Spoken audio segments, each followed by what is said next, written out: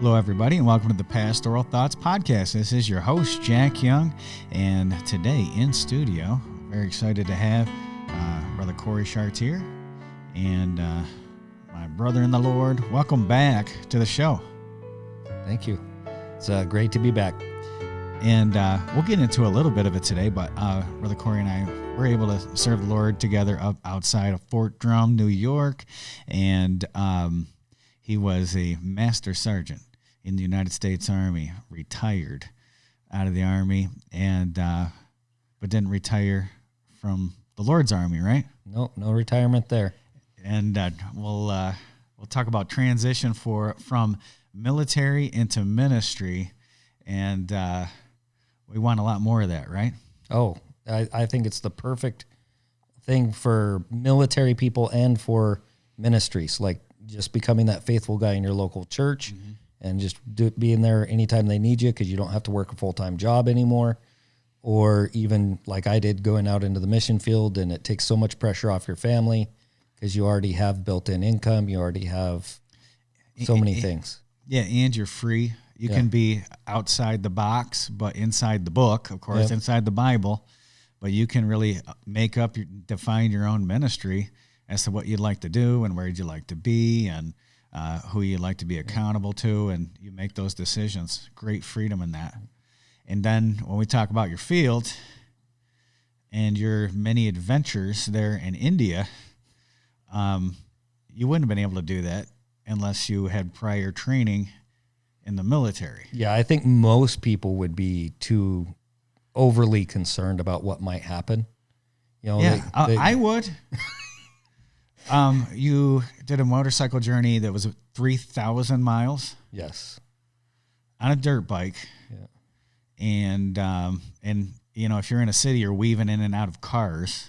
So it's more dangerous in a city, I think, than in the country by far. Even though the only place I was hit in my travels there was in a remote place. But yes, it's much more dangerous in the city.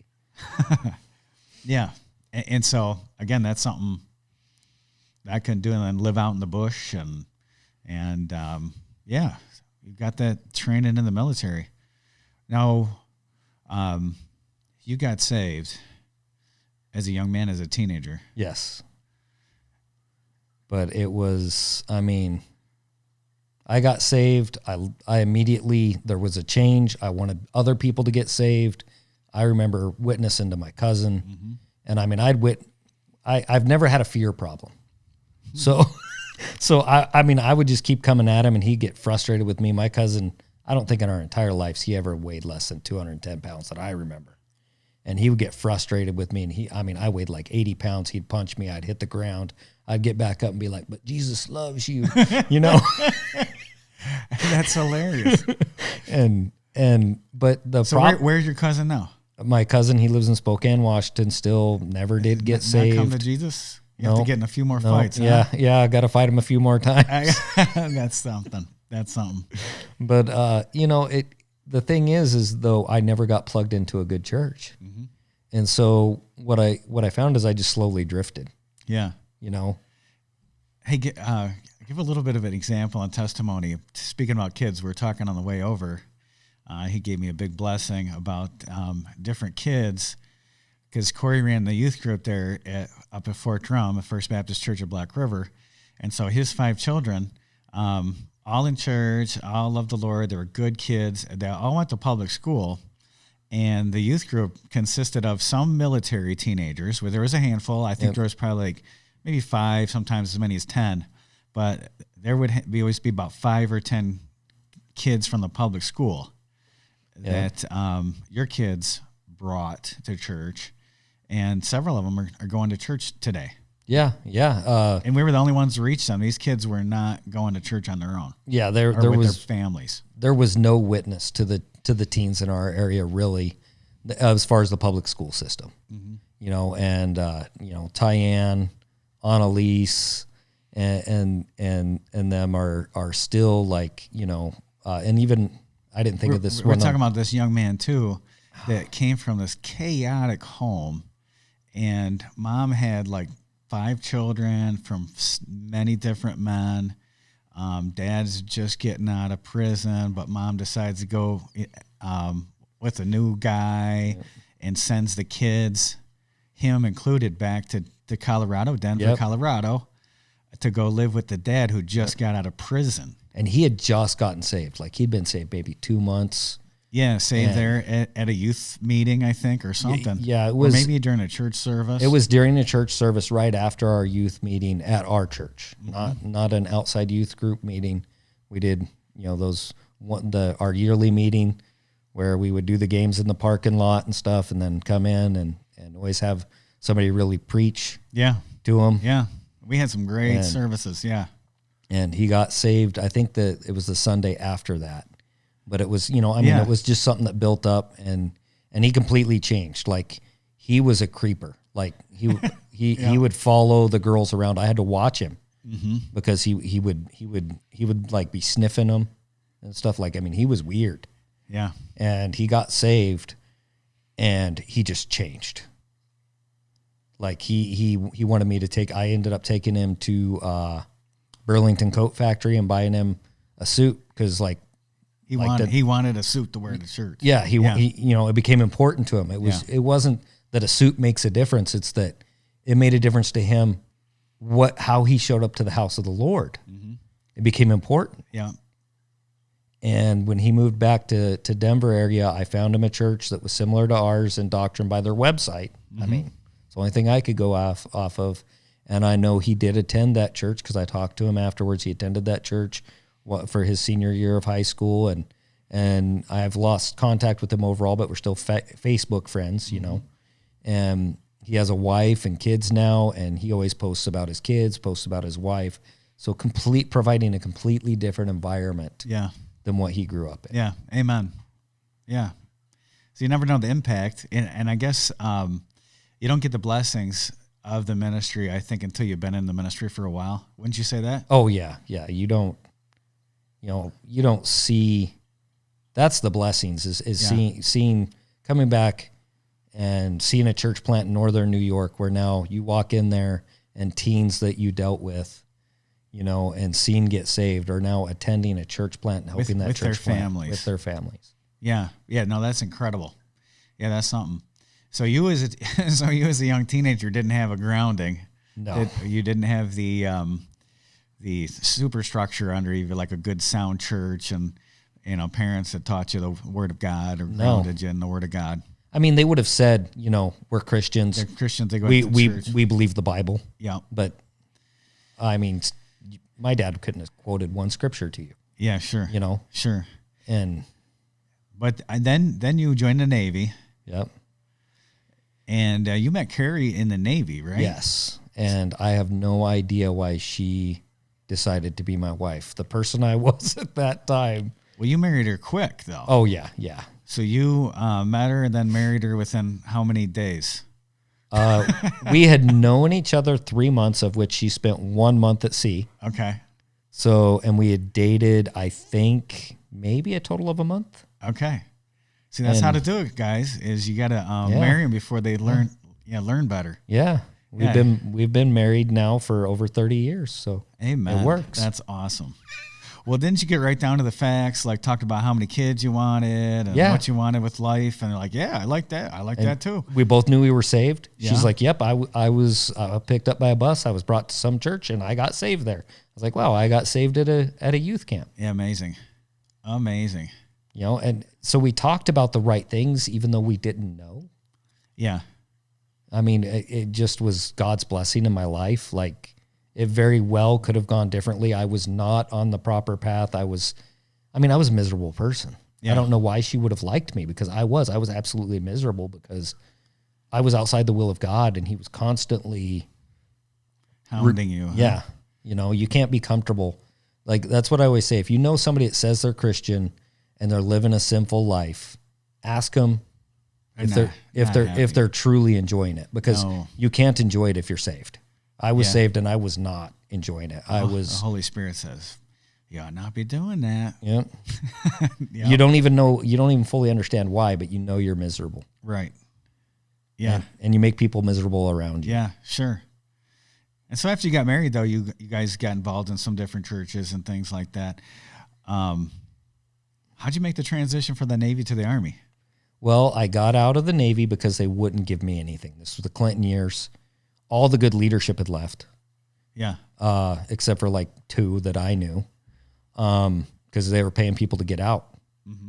And I wasn't to the point where they pay me to get out, but they basically said, we're just going to keep you in Virginia on this ship with an additional school to make you specialized for this ship.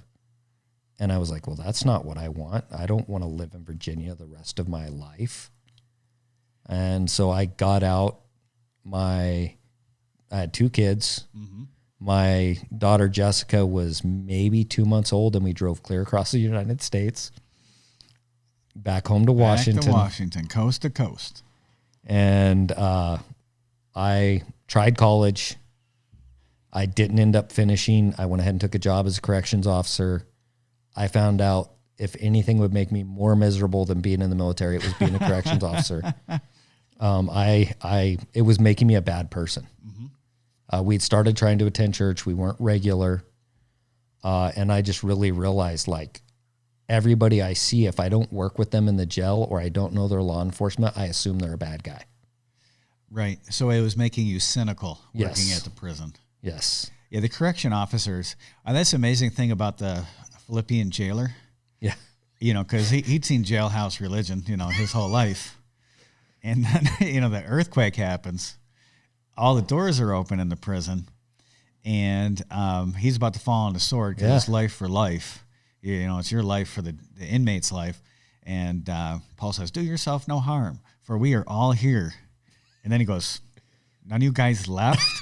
Yeah. What must I do to be saved? He said revival broke out. That was a real one. Yeah. Yeah. So you can get cynical and being around inmates. Yeah. At least if you're a police officer, you're seeing a lot of bad things, but you're also seeing a lot of good people at the same time. Yeah. And I worked in the jail, so it was literally like getting them when they're drunk, they're high, they're, and I was young. So, hey, you get to work the fight nights. And I was just tired of it. And I was in the Navy Reserve at the time. I asked my Navy Reserve commander, hey, I'm going to try to go back in the military. Can you guys put me on orders until... And my Navy Reserve commander actually put me on orders until my ship date in the Army. Okay. So I just worked for the Navy until I went in the Army. And nice. But how close... What year was this that you went to the Army? 1998. 98. So where were you at September 11th? I actually had just signed up for a program where I was supposed to get to do some more college as a sergeant. Mm-hmm. So I was on my way to classes off of base, and I heard it, so I reported back to my unit. And I was never real bright when it came to these things. I voluntarily left something that would have helped me get promoted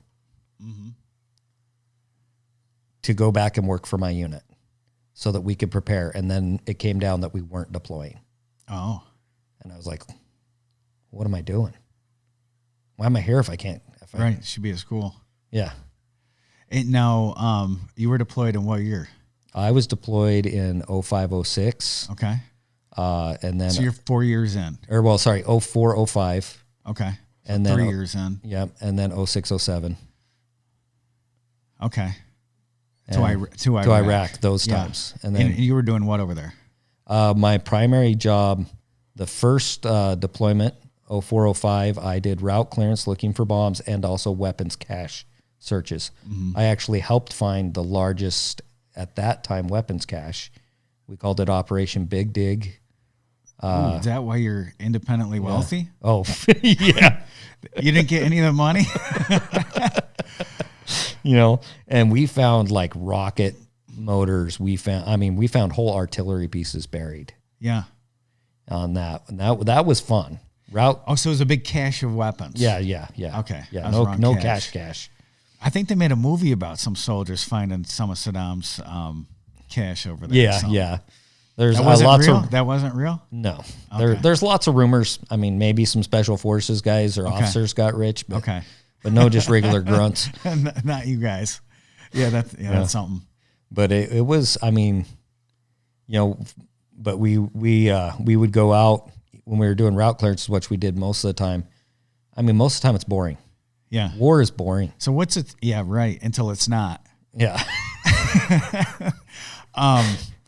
So what's a typical day like in route clearance? You leave the base, you drive around at like 3 to 5 miles per hour maximum. You look out a window. Is there a reason why they call you window lickers? Yep. Your head's pressed against the window and you're just looking for something that doesn't look right. So in all this trash, debris, you have to learn the road.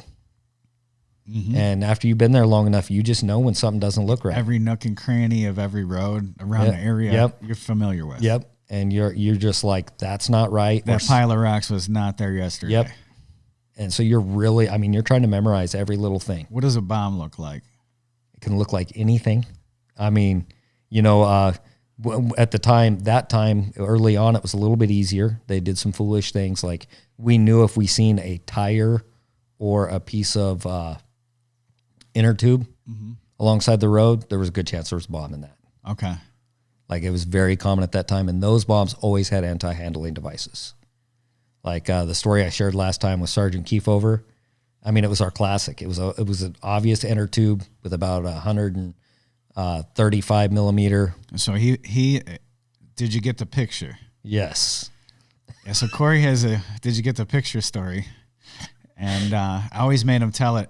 There's a Chinese buffet right outside of Fort Drum, and so almost every Sunday of the world, we just went there a month or so ago because I was doing Sarah Barney's funeral up there, and the lady, the owner of the place, remembered you.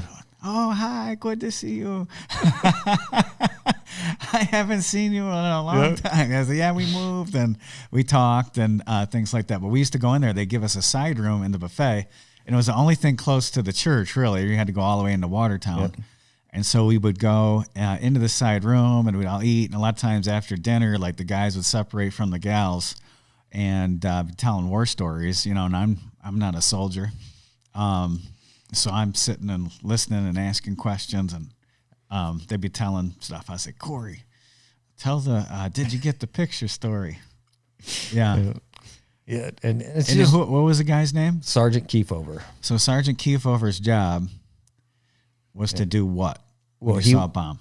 Because Hire had decided that we weren't getting enough information about these bombs. So there was a mandate that came down that no matter what, you had to have a picture of anything you found. Mm-hmm. So as the ranking individual in the vehicle that night, it was his job to ensure that we got the picture of anything we found. And so we immediately knew it was a bomb. Mm-hmm. There was no doubt in our minds. Like it was the stereotype, like, okay, you're getting lazy. You know, this is a bomb. Who are you trying to fool with this one? Yeah. Yeah. And so Sergeant Johnson, good buddy of mine, went on all 3 of my deployments with me. He was operating the claw that day, which is a big metal claw off the front of this vehicle. And he had already moved some debris away from it and called up Sergeant Kiefover to get the picture. And he leaned over him with his helmet against the glass because it was the only way he could get in position to get that picture. Mm-hmm. And right as he went to take the picture, he bumped Johnson, who bumped the arm, and it hit the bomb. And it went off. So it set off a chain reaction. He hit, what's his name's arm? Whose arm did he hit? Johnson. So Johnson hits the arm that touches the bomb that sets it off, right? Yep. And he's taking the picture at the same time. Yep. So he got the picture, but his helmet was against the glass. So anybody that knows anything about concussive forces, glass just transmits that to you. Right. And so it just transmitted straight into his Kevlar. He turns around. It looked like he was walking. Turns around, takes 2 steps, so he makes it past the radio operator, and then just falls at my feet. So the radio operator gets on the radio, and he's like, we're green, green, green. I'm like, you are not green. We are not. Yeah. And Sergeant Kiefover, I get him up, get him in his seat, and I'm trying to get him to answer questions, you know, the normal questions you ask someone if they're hurt, you know, what's your name, all that. Every question I ask him, I say to, you know, where are you? I got the picture. What's your name? I got the picture. I'm like, we need to get this guy help. He got the picture. And we get the picture too. You had a terrible concussion. Yep. Yeah, that's funny. Now, so Iraq, and then did you go to Afghanistan? Yeah, that was my last one. Last one. Yeah. What they have you doing in Afghanistan? You weren't doing route clearance then. Well, I was in charge. Like I was controlling it. Like because you had way too many concussions at that point for them to stick you out there again. Well, I actually wasn't supposed to be there. Okay. I got a colonel to sign off. There was a guy out at Fort Lewis who ended up getting in trouble, but the rumor mill was pretty good in the Army. It let us all know, hey, if you have bad medical and you can get to Fort Lewis, there's a colonel there that will make you good. Wow. And so I flew from Utah to Fort Lewis, and I suddenly became what we call picket fences, which means you have no disabilities. Everything's good. You can do anything you need to do. Picket fence. Yep. It's all ones. Yeah. 2 means you're slightly injured. 4, which is what some of my things were 4s. I went from a 4 in like my mental to a 1. And he went from insane to sane. Yeah. Yeah.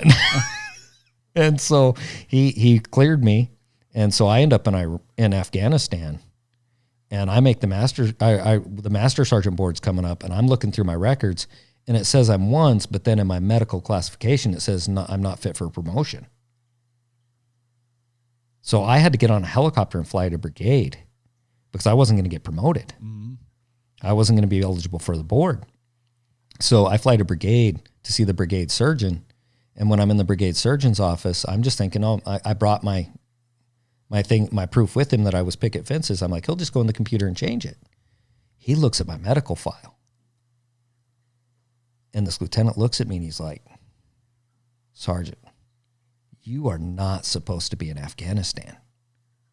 I'm like, sir, that's not what I'm already here. That's not what I came here about. You need to make sure I get promoted because I'm going to get this promotion if that's fixed. And he's like, okay, I'll fix this for you. But if you have any problems, if you contact me, you will be on the first flight to Germany because you are not supposed to be here. Huh. So, I mean, it all worked out. Yeah. And so you didn't leave the FOB. It wasn't like you're doing a clearance route. No, over there. I left a couple times to sit on what we call an OP. Yeah. To control route clearance because I was actually, the brigade didn't have the brigade I was working with, the infantry I was working with, didn't have any route clearance expert in their talk. And so basically what the brigade sergeant major and S3 or G3 asked me to do is to control the route clearance for 4 provinces of Afghanistan. Mm-hmm. And so I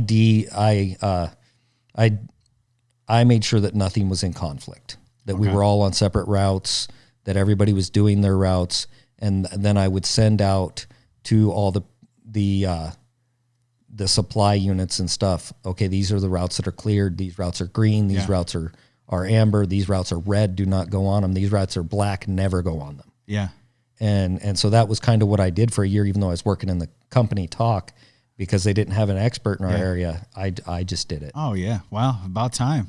After 2 tours, I think you're ready. Yeah. For that position. Yeah. Oh yeah. That's awesome. That's awesome. You grew in your walk with the Lord in Afghanistan. Yeah. That's where really everything met. Yeah. I mean, I'd been trying to grow for a lot of years. That's where my prayer life grew. Yeah. My life in the Word grew in your church. Yeah. My prayer life grew in Afghanistan. Yeah. Amen. Yeah, I remember you talking about walking from the cafeteria. You had a mile or something like that. Yeah. That was your prayer mile. Yep. It was a mile each way. Yeah. And that's an important lesson for people, man. If you, for instance, you had to walk like for 20 minutes or you had like a 20-minute commute, and you spent that 20 minutes in prayer, it doesn't sound like too much. It is a lot. Yeah. Or even if it was 15 minutes, times 365, that's a lot of time. Yeah. I'm not going to get on my calculator, but it's like 30 something hours. Yeah. No. Oh. More than that. I don't know. It's like 60 something. Yeah. But you're like, man, 60 hours of prayer. Well, and the thing is I think you end up being able. What did it for me is the Lord, because I'm not so smart or malleable. Mm-hmm. The Lord had to break me. Yeah. And he's broke me at least 3 major times I can remember in my life where he truly broke me. You're a blunt instrument. And when you reach those points, you reach a point of just true prayer, where there's nothing else to do. Yeah, you have no idea. You are lost. Your flesh has no answers for you. You're vacant, and you're just like, Lord, I need this fixed. I cannot go back to my family still dealing with this. I can't go back to my family and still be this man. Mm-hmm. I need to be who I need to be for you so I can be who I need to be for my family and serve you in both places. Mm-hmm. Because I had some problems in Utah. Like I had some definite anger issues. Yeah. And like there were points where my children were afraid of me. Yeah, you were so full of anger. Yeah. And you've openly talked about that before. Yeah. Yeah. Yeah. Like it was not a place any Christian should ever be. Yeah. And one of the things just before I deployed that really hit home, one of the guys from Fort Hood back in 99, 90 and 2000 time period, me and him served together at Fort Hood. Mm-hmm. And I was known as the Christian guy in the unit. Yeah. Like if people had problems, they came to me. Yeah. And he seen me in Utah and he's like, what happened? Wow. I mean, this is an unsaved guy. What, how does, you're not using it as an excuse or justification for your behavior, but how does being in the military and being in combat mess with people's anger issues? Or, for instance, even near our house on Lake Road here in Webster, if you're going down Lake Road, there is a placard to these fallen firefighters and I think one police officer. And then if you go to the Webster PD too, right inside the foyer is a placard to these fallen police officers. And I think it was 2 firemen and a police officer. Well, it was a soldier that shot these guys that lost his marbles. And it is a nice house right on Lake Road. But I mean, something. Yeah. I had a buddy that he came back to Boise, Idaho, and was doing his job. His neighbor complained about his dog and said, if your dog keeps me awake one more time, I'm going to kill it. He comes back from work and his dog's missing. Thinking the way we think, he did a dynamic entry into that man's apartment. I bet he did. The police came. I mean, he didn't kill the guy, luckily. But the police came, had to talk him down, and I mean, he'll be in prison for a long time. And that's, and that's the thing is like, you don't have for a long time afterwards.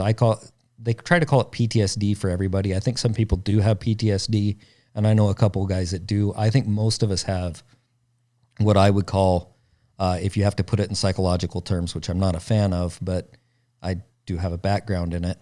Before I came to your church, actually, I was going to college for psychology.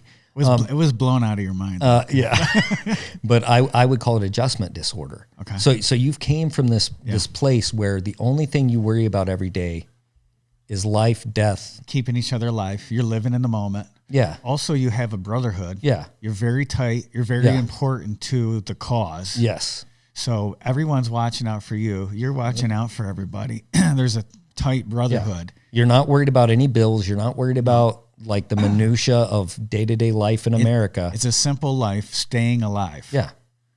And there's you desire it. Like when you get back. Guys that were getting redeployed and stuff, they complained to their wives. Oh, but I knew in their heart they could not wait. Yeah. My wife knew I was of that mentality. I never lied to my wife. You're too honest. I'm like, hey, hon, I love it. I know it's not right. Well, you think for thousands of years, men have been going into war, and it is in our psychology, reptilian brain.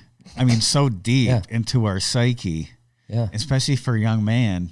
Well, and then you crave that adrenaline. Yeah. So you just, you no longer have this progression.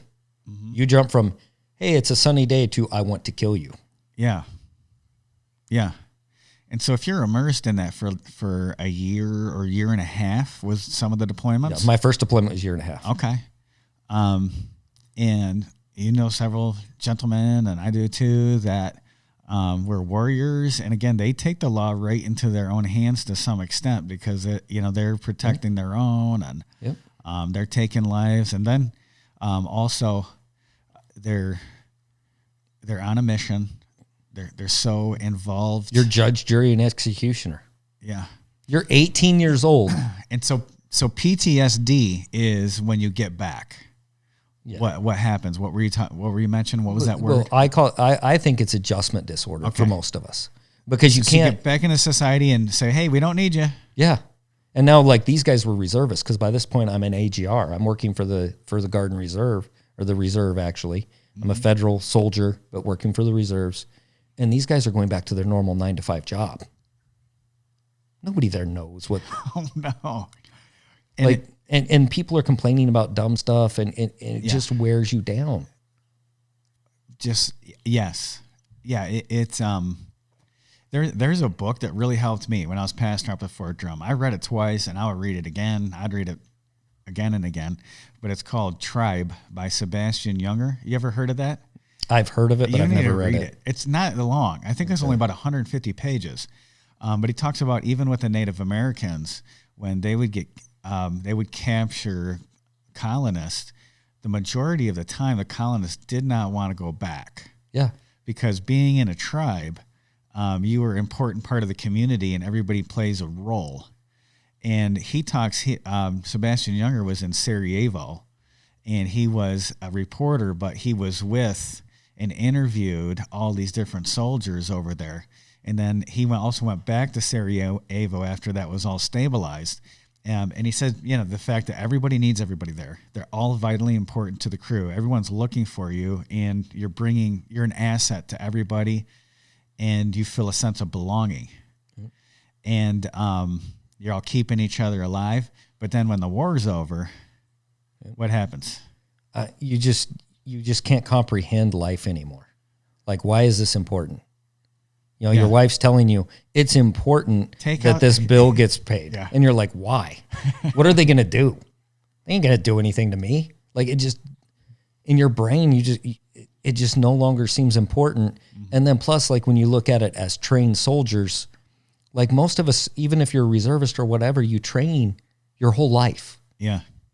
And then you get there. I remember I had a friend that was Sergeant Glover. He's Brigham City, Utah SWAT back then. I don't know if he still is.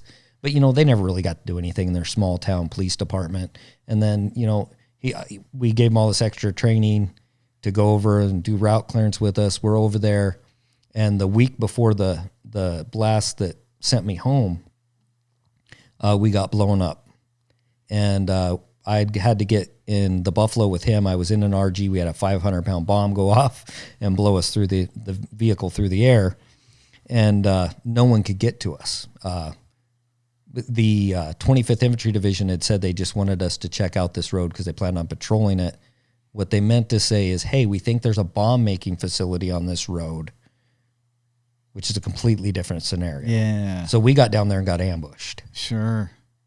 And so we're in the Buffalo, and we start coming under small arms fire, rifle grenades and stuff. And we're shoot moving, communicating.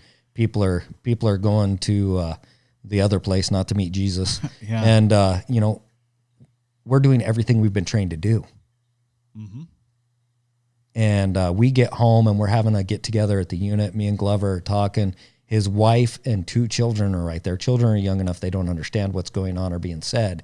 But in front of his wife, he looks at me, and we're talking about this, and he's like, that was the best day of my life.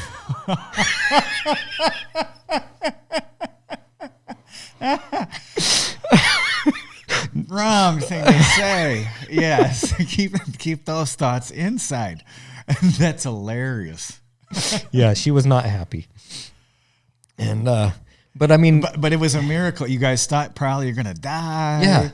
Yeah, you're all of us lived. Yeah, the enemy didn't. I mean, the Marines came and visited us whenever they got back because the Marines came in and got us out of there, and they're like, "What went on?" Like they said, we just found bodies everywhere. Like people ask me how many people. I don't know. We didn't stop and count. Right. We left. Right. I don't know anybody that stopped and counted. No. Like but it you come back and nothing compares. Right. And then you sit down at the Thanksgiving dinner table and, they're talking about, I went to get my dog, hair groomed today. And you're like, just, you don't relate. You're or you're trying to have a conversation with your kid and your kid's friends. Cause I wanted to know my kid's friends, but then their friends start saying, well, my parents won't even get me, the new Apple 5 or blah, blah, blah. Yeah. I could give an Iraqi kid a dollar store doll, and that was their prized possession the rest of the time I was there. Yeah. And it's hard. Yeah, it's hard to come and reintegrate back into American culture and society. And I don't think I ever did manage. Sure. I mean, fully. Well, and that's why you were called to a third world country too. Yeah. And then you have a new sense of mission, a new sense of purpose, and then you were saved before, but now you are in a new network and a new community. Yeah. Soldiering for Jesus. And seeing, that everybody, the battle is just constant. Yeah. Where God had to really wake me up to that. Like as an American, I don't think we always fully acknowledge the battle that we're in as Christians. So you came from Afghanistan and then got restationed at Drum afterwards. So you came right from Afghanistan. And then you've told a story before. I was your light colonel, recommended our church. You said, I wouldn't go to it, but they're just getting started. They don't have the programs, this, that, but you like it. Yeah. And then the first day or the first Sunday that you came, who was the door greeter? Eric Sabiston. And so how did you know Eric? I didn't know him. I didn't know I knew him. We were in the same place. Okay. But you'd never met previously. We'd never met in person. But there's a connection here between you and Eric. He had probably heard me on the radio because we were on a mission in Iraq and I was in the OP when a good friend of mine got shot. And he was shot in the head. It didn't penetrate his skull. It went through his Kevlar and bounced off his skull. But he was going to die in like 15 minutes. Mm-hmm. And I've actually put him and Eric in contact with each other. I don't know how that went. But he's a Mormon, so I felt that was a good opportunity. And Brother Eric was flying medevac that day, and he wasn't supposed to land. Like by none of our current regulations at the time or directives. Could have flown away. He could have flown away. He did not have to risk his life to save. Because he landed when it was under fire. Yep, and he landed under fire, and that's why I'm a Baptist. I mean, in reality, it's because the doctrine's correct. But before that, I hated Baptist churches. Yeah. But if a man would, a good Christian man, not a man that was just trying to be brave to please man. And Eric, he was on the podcast a long time ago, but he has to come back on because he is such an interesting man. Yeah. But I tease Eric. I say I have my Eric shrine over here, and so what it is a it starts with a flag that he gave me, and then a placard that's signed by his whole crew on his helicopter and his medevac crew, and it is a flag that was flown during a life-saving mission in the Kandahar Valley. I think it's Kandahar. Kandahar. There you go. Kandahar Valley. And so that's in a placard there. Then underneath that is Eric in his chief medic or whatever, standing on the front of Heroes of Newsweek magazine. Time. Is it Time? Yep, they were the Heroes edition. Yep. Yes, front and center there. So he got I don't know, whatever high medals for these life-saving. he never told me what medals. I'm sure he Eric probably is got very humble, and I would probably has a flying cross. I would have to make I'd have to make him tell about it, and I would. I'd be like, tell us about Well, but he loves the Lord like crazy. So I think that's actually one thing we really need to start doing. Like, I remember years ago at your dad's church, the World War II veteran, Buddy Williams. Woody. Yeah, Woody Williams. That's it. Medal of Honor recipient. Yep. Not a lot of saved guys have Medal of Honors from this current wars. Yeah. That any that I know of, but there is stories to be told that can bring people back to Jesus. Mm-hmm. A testimony that we can give that I think we're not taking advantage of. We had a saved. Okay, well, I have a picture with you, Nate Bennett, Gary Biker, Medal of Honor. Gary Biker, Medal of Honor recipient. Well, he was from Rochester, and he went to First Bible out in Greece and was saved. And he had spoken at our church at Red, White, and Blue events. But he was another saved Medal of Honor recipient, like Woody Williams. Yep. Our old pastor in Oklahoma, Jim Vineyard, who was Special Forces, he called Gary Biker up, and he said, "Gary, my name's Jim Vineyard, and I'm Special Forces, and God has laid it upon my heart to share the gospel with every Medal of Honor recipient in the United States, every living." Yeah. And Gary said, "Well, Jim, I got good news and bad. Good news is I'm already saved. Bad news is you won't be able to lead me to Christ." Yep. Yeah. Yep. And I think, that is an avenue that I think some of these guys could be approaching, is like how God, because I know in every experience I had in Iraq, I can tie that to something that God has used to really teach me. Mm-hmm. And I'm sure it's the same for other guys. There's not that many of us that are in churches together. You have your specific pathway. Yeah. And God was hardening you physically and mentally to do what you do today. Yeah, I got stopped in Kashmir at a checkpoint, and the sergeant that was there didn't know enough English to talk to me. Mm-hmm. And so he went and got his officer. And the officer comes up to me and he's apologizing. I said, "Oh, no, don't worry, sir." I said, "I used to do this in Iraq." And he's like, "Really?" And so me and that commanding officer of those immediately hit it off. We just talked shop a little bit. I said, "Yeah, I would rather you stop me than I'm driving by on a motorcycle and a bomb goes off." Yeah. Because Kashmir, that's a possibility. Yeah. Isn't that something? Yeah. So your average Westerner would not feel comfortable over in Kashmir. No, is that correct? I was actually the young Indian boy that I was, or man, I guess, that I was talking to at the Indian restaurant last night that had just gotten saved recently. Mm-hmm. That he was talking to me, and I said, "Yeah, I do rides into Kashmir, Ladakh," and he goes, "Oh, I won't go to Kashmir." Yeah, and he's Indian. Yeah, isn't that amazing? That's amazing. Yeah, so First Baptist Black River, and we got involved there and grew rapidly. And then when we had a missions conference, Dr. Dennis Coral was preaching, and it was an awesome sermon, awesome service. And then I remember Brother Coral saying something about you're either a send missionary or you're a go missionary during his message. And then during the invitation, too, he said, maybe God's calling you to be a go missionary. If that's you, he said, I want you to raise your hand, Yep. That thing like smacks the pulpit and snaps his fingers. Yep. And I didn't have I wasn't peeking or anything, but then he identified somebody's coming down. I thought, I bet that's Corey Chartier. Yeah. And that was you. Yep. And I mean, just an amazing difference in a short period of time. I mean, from that point on, I remember going, I went everywhere with you that I could. Yeah. Like if the Army didn't, because I was at the point in my career where pretty much. It's called Road, Retired on Duty, right? Yeah. So Corey was Road. And I mean, we went to Bible colleges for different events together. We went to, anytime RBO led or anybody like that was preaching in the state of New York. We'd drive. Yep.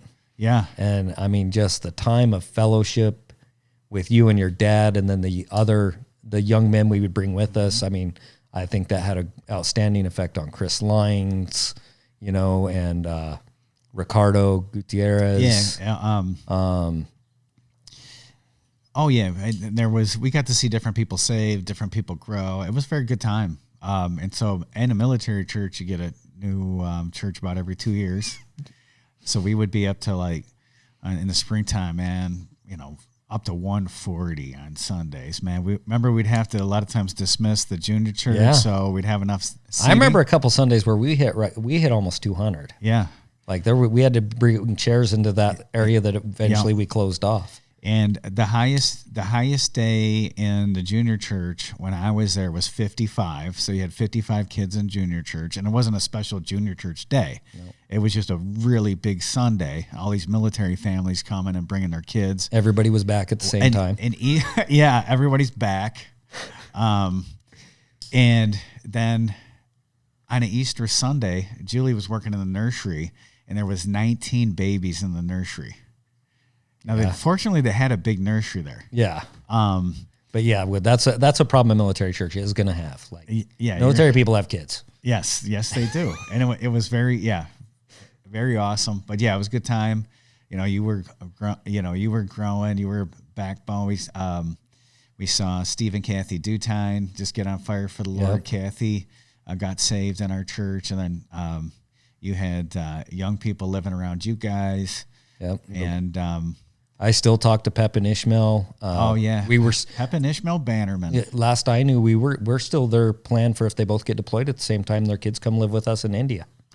That's awesome. Like that is so awesome. My wife was in the room with her for the birth of her first 2 kids. Yeah, and they're from Ghana, Africa. Yep. We had it was like United Nations on Sunday morning. Yeah. So you had like every continent represented. So you had some families from Africa, you had families from Asia. We had that one guy from Nepal that would come every once in a while. And then we had all these Palauans, Pedro, and then at the most we had on one Sunday we had 5 Palauan families. I never even heard of the nation of Palau before they started coming to the church. Yeah, and that's actually a notable percentage of all Palauans. Yeah, I mean, we had half the country in our church. Yeah, I mean, it's like a country literally of like 30,000 people. Yeah. We had Guam. Major Cruz would come every now and then with his family. Right. And Greg and Apple, there were Filipinos, and so they had, of course, a Filipino community. Yep. We had Koreans. Yep. And Germans. Yep. So it was like the United Nations. Yeah, it's and that's a good thing about a military church is but it also means your church culture is so different. Like, I love the diversity, and it's one of those things that's kind of like when you go on a missions trip. We got one coming up. I can't wait. We're praying for it, but I told you about it. We got 18 people going to the island of Grenada. Yeah, and we're doing VBS stuff. We're doing revival, and we got a bunch of young adults that I'm so excited for and prayerful that we just have an awesome time. But when you go to a completely different culture, and you know this from living in India, that these people don't look like you, they don't talk like you, they don't eat the same foods you do, but you're like brothers and sisters in Christ. Yeah. And it makes the faith seem ever more real. Yeah, especially when you get into those good churches. Yeah. Like, a lot of times in India, I'm going to churches that I don't get that feeling because the people aren't saved. And you're not equally yoked. But like in Chandigarh with Raja, and especially where I first went in West Bengal with Pastor Bimal Gurung, like you see people that are putting it on the line for the Lord. Mm-hmm. Like they could have done other things in their life. Now, and these pastors, especially in the northern regions of India, are under persecution right now and under fear for their lives? Or what regions are having trouble? Really, there's some. It's very spotty. It's very odd. Like anywhere in the state of Orissa, which is middle. Well, India. And then you would know this better than me. But wasn't there like 3,000 or so like kingdoms or tribes when the British government went there? It wasn't really like a country. It was at least 1,500 different, because you just go into the northeast, the state of Manipur. But you're like talking like little kings and little tribes. Yeah. Well, because a chief is a king there. Yeah. So like when you're out with the tribals, like each village had their own language when the British showed up. in kind of their own culture. Yeah. And their own laws. Yeah. And so, yeah, I mean, in reality, it probably was about 3,000. Yeah. Even though some of them, you had people claiming to rule them, but they didn't. But they didn't. They didn't rule them. Like, yeah. Like, you know, the Maite claimed to. It'd be like an old school empire where everyone paid you taxes. Yeah. But you didn't really control them. Yeah. You would just come destroy them if they didn't give you money or whatever. Yeah. Yeah. Because you couldn't have a presence there permanently. No. You know, it's like Afghanistan. You can't have a presence out in the mountains of Afghanistan permanently. You're just going to get attacked all the time. Yes. Yeah. So you're better off just having. That's the way it is in India. Yeah. So it's more whatever region or pocket that these guys are in. And like the state of Manipur where we lived, in that state alone, there's 36 different languages still. Okay. Like one state. Amazing. Yeah. And so you can't. And each of those languages does represent a different culture. Yeah. What year did you guys go over? We went over in February 2018. So 7 years now. 7 years. So what have you learned in 7 years? Not near enough. Just like, I mean, it takes you the first 3 years to realize how dumb you are. Sure. Like... Oh yeah, well that's like, life, yeah. You know, like it really did. Like you think you know what the answer is, and then you find out, like, okay, part of my problem is none of these people are actually being fully honest with me because they don't want to offend me. Yeah, but you don't realize that when you first go there. Yeah, because they're just all nice. Yeah, so you think that they're being straight up with you, really, but they don't want to offend you. Yeah, and so it takes you a long time to learn because nobody wants to offend you. If they would just do it how the Army does it and just tell you, hey, you're being dumb. Yeah. Do this, you would learn stuff much quicker. You're used to people coming through the front door and telling you what's what. Yeah. You know, so it was really hard for me to catch on to the subtle hints. And, you know, then you also learn that, like, if you go more than a kilometer in India and you want to plant another church, it's going to be different. Mm-hmm. Different culture. You know, like completely different, not a little different. Like these people are. This is how we do stuff on this side of the river. Yeah. Like we don't wear ties here. We do this, you know, like even because you don't realize it, but things will put people off. Like, why is this guy doing this? Why does he look like that? You know? And then some things you got to correct. Yeah. You know, like I didn't realize the reason why people were asking me to pray for them is because they don't believe they can pray for themselves. Mm-hmm. So you have to give them a little lesson on prayer every time. They literally... I'll pray for you, but you know you're supposed to pray for yourself. Yeah. Yeah, you got to go to Jesus for yourself. I mean, because of their past system, they legitimately don't know that they can just talk to God. They think that you're the intermediary. Yep. I was telling Brother Corey a funny story by, I heard Pastor Legault, he told me this. Brian Legault goes to India quite often. He goes and works with Paul Victor, one of our missionaries. But he was going through the villages and people were coming and wanting him to pray for them. So he's a giant. Pastor Legault is like 6'8", probably pushing 300 pounds. He's a little thinner than he used to be. I mean, just a giant of a guy. Yeah. So he'd be an oddball out in the bush, wouldn't he? Oh yeah, he'd be anywhere in India. He'd be like the circus came to town. Yeah. I come see this guy, this giant white dude with sandy blonde hair. I mean, and he looks, his presence is like, because he's paler than me. He's got a massive hand. So all these Indians are coming and wanting him to put his big paw on the top of their head and pray for him. So he's like, yeah, praise God. So every village he's going to, he's putting his covering their whole little head. And of course, they're probably half the size of him. I'm big for India, so that's why you're there. Look how tall I am. I'm gonna start playing basketball. So he said, Paul Victor said, don't put your hand on people's heads and pray for them. And he thought, whatever, I'll do what I want. So they're coming out, and he said he put his hand on this lady's head and prayed for her while he was praying. Something bit him on the hand. And he pulled his hand back, and he said it bit him bad. I mean, hard, too. And some sort of vermin that was living in her hair. And then Paul Victor said, see, that's why you don't put your hands on people's heads. So you have to learn stuff that way. Yeah, and that's South India, which is completely, I mean, I've been down there twice. I just came back from a trip down there where I got accused of being CIA. And so I left. I'm hey, I'm not going to be part of this game. So I left. And, good idea. But it's a completely, I mean, I was just shocked how different it was. Sure. Like a different nation. Yeah. Like, I mean, north to south, northeast. I knew the northeast was different. Yeah. Like when I came from the northeast to mainland India, I knew that was going to be a different world. So when I moved. How big is India? It's about a third the size of the U.S. Land-wise. And the population in India now is greater than China, is yes, it not? 1.4 billion. And China's just over 1 billion? Yeah, China's actually went down this past. I think it's like right at 1.2, where before it was 1.25 or something. Yeah. Yeah. How do the Indian people as a nation like Donald Trump? Most of the people I've met appreciate that he cares about his nation. Okay. Indians are nationalistic. Okay. Even if they don't, they can hate each other, but they love the nation. Okay. So they understand a president. They didn't understand Biden. They're like, why is your president destroying your country? Yeah. Like, why doesn't he stand up for your people? Yeah.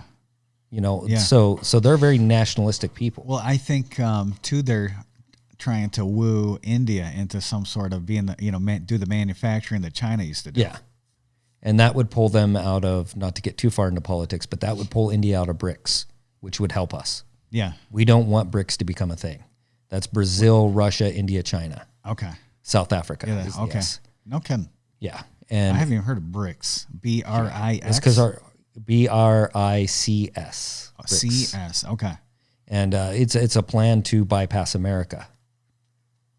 So if those countries truly do, and some of them hate each other. I mean, China and Russia don't always get along. India and China tries to take land from India. Mm-hmm.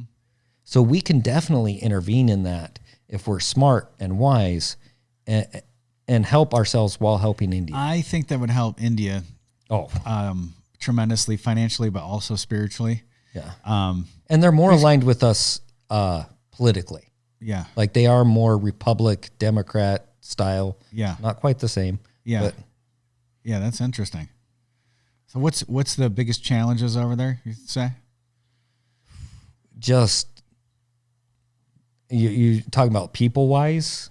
Yeah. So if somebody was preparing to go over there, like what are some of your challenges going to be? Okay. Well, for me, a lot of things that would be a challenge for a normal person were not a challenge. I didn't see them as a challenge. Like I moved over there. I got started in West Bengal with $1,000. Mm-hmm. I took an apartment. I bought furniture as I could. No refrigerator? No refrigerator at first. Yeah. Just made do with what I had as I went. And, the power doesn't stay on all the time. Mm-hmm. So at some point you got to buy some batteries and an inverter to keep the power on at your house. Okay. I started a solar business, so I did solar power. Mm-hmm. But, so even a bed there is different. Like, unless you're willing to spend a ton of money, which I'm not. Okay. I don't believe. So what are the beds like over there? It's like sleeping on plywood. Like, I mean, it is hard. Like, I'd spend a lot of money. I woke up with bruises when I first moved to India. That's funny. Like the bed was so hard. Surfaces, yeah. And, but I eventually off of Amazon bought a little mattress topper, mm-hmm. and that made it enough to where I didn't get bruises. I also eventually lost a little bit of weight, which I needed to do anyways. And as I got lighter, it was less impactful. Yeah. But the thing is, what I see is Punjab, I live a little nicer because of the neighborhood I'm in than I did when I lived in West Bengal, and a lot nicer than I did in Manipur, because I want to live basically like the people around me, mm-hmm. so I can minister to them. Yeah. If I'm living too far above or below them, I'm not gonna be able to minister to them. Yeah. Like in Punjab, if I live too far below the Punjabi that live in my neighborhood, they will not come into my house. Yeah. It would be beneath them. Yeah. And so that's another thing that you're learning over there is that there is they say there is none, but there is some sort of a caste system. Yeah, it's just they have definite built-in prejudice against each other. Yeah. You are better off. And then the different tribes, like some will be like from a business line. Yes. And others will be from a more like blue collar. Yep. The you'll just see the same name on everything. Mm-hmm. And you know that, okay, that family does this type of work. And, there's like Agarwal. If you hear the name Agarwal, that's business people all over India. Yeah. Patel. Okay. There's certain names you just associate with business. Sure. And there's also tribes where okay, these tribes just tend to be this way. I'm not prejudiced against them. I don't hate them for it. But when I go into that type of village, I have to understand who I'm dealing with. What's funny is in the book of Titus where Paul says that the Cretians are always slow bellies and brute beasts, rebuke them sharply. Yep. Well, he's writing a Bible, and I don't think you're allowed to lie when you write the Bible. So, they were known for being... You could replace the word Cretan with Kuki, which is my tribe. Yeah. Like, the Kuki tribe has adopted me. I had to be adopted into the tribe in the village of Litan so that I could adopt my son, Gao. Okay. He's not adopted by Indian law, but by tribal law, he's my son. So I'm responsible for all of his father's children. Okay. But through him, because he's responsible for them. Okay. And his dad's last wife, he's responsible for. We call her Tiny Mom because she's like this tall. She weighs like maybe 70 pounds. Wow. Tiny little thing. She has two children. Tiny mom. But as the general part, that description in Titus, you could apply to Kuki. They're not going to do anything they don't have to do. Yeah. Yeah. Yeah, there's just different cultures. And they make most of their money on the opium trade. Okay. And that's what the war in Manipur, in my opinion, hopefully I don't get myself kicked out of India by saying this. Isn't that every war, though? Opium trade? Someone needs to write a book about that one. Well, Afghanistan. That's where 98% of the heroin comes from. Amazingly, every time the U.S. fights a war in Asia, Vietnam, we have a heroin problem in the U.S. I don't know that there's any a reason for that correlation. That is interesting. Again, somebody needs to write a book about that one. But anyway, so what's your vision, and what are you personally hoping to accomplish, and what would you like to see more of in India, and what has been, you think, some like wins, some successes that you've seen, you've learned? Well, obviously some wins is anytime you can plant a church. We have a church to the Burmese people being planted on the Myanmar border right now in a town where they come to do trade. And I have 3 good men now. I had one more come alongside me to run my pharmacy that I'm going back to build. They're in the opium trail. Yeah, it is. But not that type of pharmacy. But yes, it is on the opium trail. We have a good work going there, and obviously, anytime we can plant a church, that's a win. Yeah. We have a church planted amongst the tribals in West Bengal with Boyjanat. That's from Pastor Bimmel's church when I first moved to India. Sent him there while I was there working with them in that church. And they've actually built a building that just got finished this month. Those are amazing things. The overall goal, though, like Raja, our evangelist now in Chandigarh, that's growing and building and strengthening the church that Brian Pratt from the U.S. started, is to build some businesses alongside these churches, because in India, when you work for someone, they own you. Mm-hmm. So a lot of times that they find out indentured. Yeah, it's not servant type thing. They don't really. They are paying you hourly, or they're paying you monthly, or whatever. But if they tell you to be at work, you're going to be there, because there's 1 billion more people that want your job. I got 100 people standing in line that want your job. Yeah. So, and Christians there, especially because most of the people, especially in the Northeast, that are Christian are tribals, and in the South it seems to be similar. Tribals are very communistic. Okay. So they don't get making profit. So the Christians have set themselves up to only be government employees or employees of businesses. So how do you have a sustainable church in these bigger cities if all the Christians are working for other businesses and they can't even come to church? How are they going to grow? How are they going to be strong? Mm-hmm. And then they adopted the Hindu belief that... So do they have Sundays off typically, or? Government workers do. Okay. Sunday is a holiday like the British. But if you're working for somebody, our church is full of children on Sundays. Okay. I mean, because a lot of the adults are. Yeah, the adults, especially the men, will be sporadic. Okay. So the goal is we want to create businesses, create ways for these guys to employ themselves, have a church that has a business to employ people. Not that the business and the church are truly connected, but it's important that people have a way to attend church and grow. And so if we can provide that economic freedom while we're there, because I have to justify being there. Mm-hmm. Yeah. And so, yeah, if you're bringing in business to India wants you there. Yeah. And so the goal is for the business within the next 5 years to be fully sustaining itself to where we can just keep creating more businesses. And even if India tells me I can't live there anymore, it'll just keep growing, and they'll be planting churches as they grow. And so, and like if you're doing a restaurant, that can also be your church. Mm-hmm. If you're closed on Sunday, you can meet. A restaurant has a space you can meet in. I think the first century church was like that. Yeah. Because you would see it like the House of Lydia. Who else had a church in Nine House? But these business owners would usually have big gathering areas. And they say that you could fit up to 200 in there.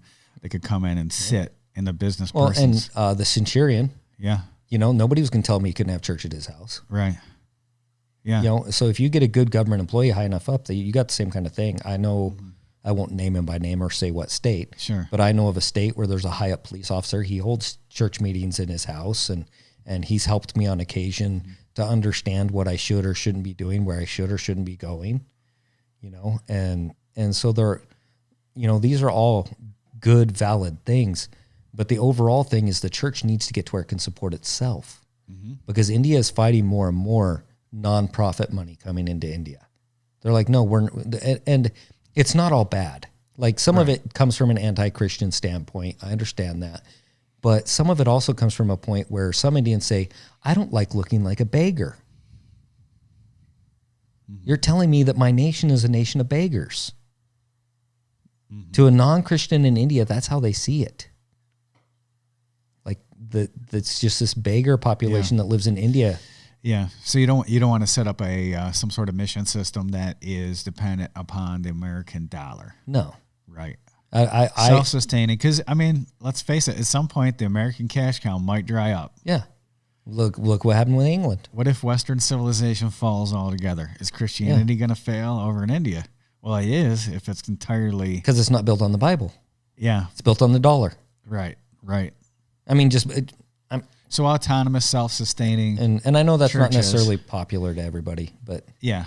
And then, also I think more and more, I'm going to give you a book, and also I'll offer it to podcast listeners too. You're going to have to email me at, let me see what my email is, pastorthoughtsmail@gmail.com.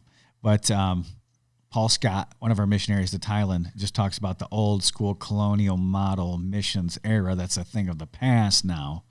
After England, on those trade routes, missionaries came. And that's, I think, a good thing. If, Trump opens up a lot more trade with India, I think maybe it'd be like far easier for missionaries to go over there and evangelize. And it is a little bit harder to. Yeah. If my visa ever did get denied because I'm not making enough money in India yet, one of my plans is, well, maybe then I'll just open a Royal Enfield dealership in the U.S. And when Royal Enfield, one of your biggest manufacturers, invites me for a conference, you're not going to tell me no. No. Yeah. And so, anyway, the old idea of a, missionary getting on a ship in 3 months, across the ocean and then going there to live and then die might be an antiquated model where I'm willing to die there, but yeah. Well, right. And you have a versatile ministry where you're in a support role for all these different churches. So you're not in one location with some white church building that, U.S. dollars paid for. and just having one church service every Sunday. You're trying to support the local grassroots. Well, and when I travel by motorcycle, so I just look like some adventure tourist. Yeah. So it's Paul Scott's book, Paul Scott. Missions by Design. And it's a thought-provoking book about the old school colonial model versus, more mobile missions where you're supporting locals. There's more, right now there's more Anglicans in Nigeria than there are in England. So in the Church of England, there's more in Nigeria, in the Church of England, the Anglican Church. And then it's the same way with the Presbyterians. I think it's Ghana. There's more Presbyterians I watched a thing on that. Yeah. So what I'm saying is that when David Livingstone went to Africa, there was essentially zero Christians. If that. His father-in-law, Robert Moffat, said, the smoke of 1,000 villages I have seen, all without the witness of the gospel. David Livingstone, what I do for Africa. But now, man, there's more Christians in Africa than there is in Europe, probably. Yeah. Oh yeah, I would say long shot. Like all the Europeans I know in India, they're like, Europe is just... So if there's bush churches in Africa and these guys can live on $150 a month versus $150,000 a year for a missionary in a compound with a satellite dish on his, well, and then flying back and forth to home because homesickness and sickness is a real thing for a Westerner going to a third world country. I'm back because my wife needed heart surgery. Health reasons, yeah. Yep. Hey, how long are you back for? Like if people are interested in having you in, or I'm going to be gone for about 2 weeks here within the next, as soon as my visa comes back, as long as it gets approved. I got to go make a delivery and get a pharmacy started, and then I'll be back. And when I come back at the end of May, I will be back probably till the first week of August because with my wife just having heart surgery, I'm really worried about the effects of malaria or dengue. Sure. So I want to make sure she's 100%. I mean, yeah, you definitely need your wife. So yeah, make sure she's nice and healthy. Yeah.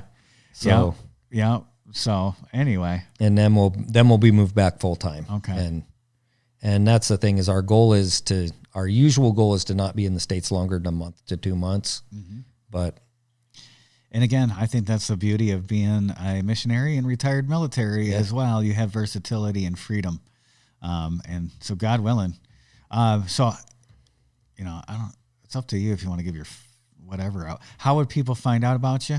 Can they go to your, this is the, they have a website probably or Facebook or your church's website? I was going to say the easiest way would either be through Seneca Falls Bible Baptist Church, or you could email me at Corey Chartier at outlook.com. Beautiful.